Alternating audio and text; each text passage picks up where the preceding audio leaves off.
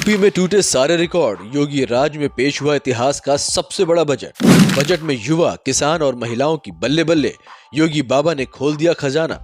Budget में UP वालों पर हुई नोटों की बारिश। इस वीडियो में जानिए कौन कौन फायदे में रहा। योगी आदित्यनाथ सरकार ने अपने दूसरे कार्यकाल का तीसरा बजट पेश कर दिया है। वित्त मंत्री सुरेश खन्ना इसे विधानसभा में पेश किया। 7 लाख करोड़ रुपए का ये बजट प्रदेश के इतिहास में अब तक का सबसे बड़ा बजट है। 24,000 करोड़ रुपए की नई योजनाएं लाई गई हैं। वित्तीय वर्ष के बजट में राजकोषीय घाटा 3.46% है।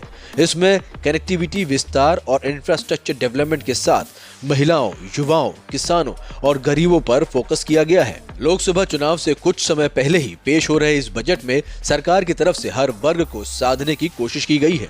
धार्मिक शहरों के विकास पर जोर है।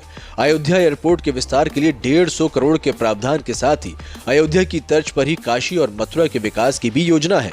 बजट पेश करते हुए वित्त मंत्री ने कहा कि राम मंदिर के निर्माण के बाद अयोध्या अब वैश्विक पर्यटन का केंद्र बन गया है। योगी सरकार में यूपी की कानून व्यवस्था में अभूतपूर्व सुधार हुआ है।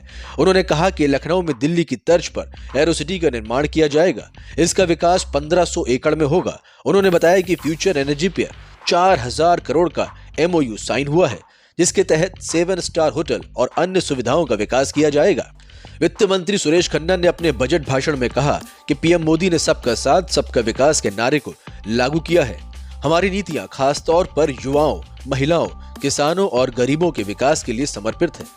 बजट 2024 में स्टेट हाईवे के चौड़ीकरण और मरम्मत के लिए 2,881 करोड़ रुपए की व्यवस्था है।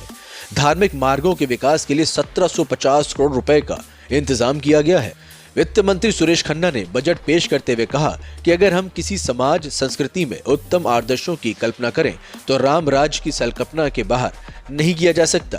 मर्यादा पुरुषोत्तम श्री राम का जीवन हजारों वर्षों से भारत और विश्व को बेहतर जीवन आदर्शों की ओर अग्रसर होने के लिए प्रेरित करता रहा है।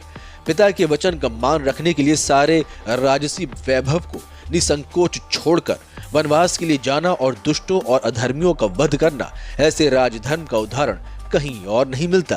उन्होंने कहा कि योगी आदित्यनाथ सरकार में प्रदेश की अर्थव्यवस्था में बेहद सुधार हुआ है। यूपी में जंगल राज का सफाया हो चुका है। हमारी सरकार अब तक 6 करोड़ लोगों को गरीबी रेखा से बाहर निकालने में सफल रही है। Bureau report.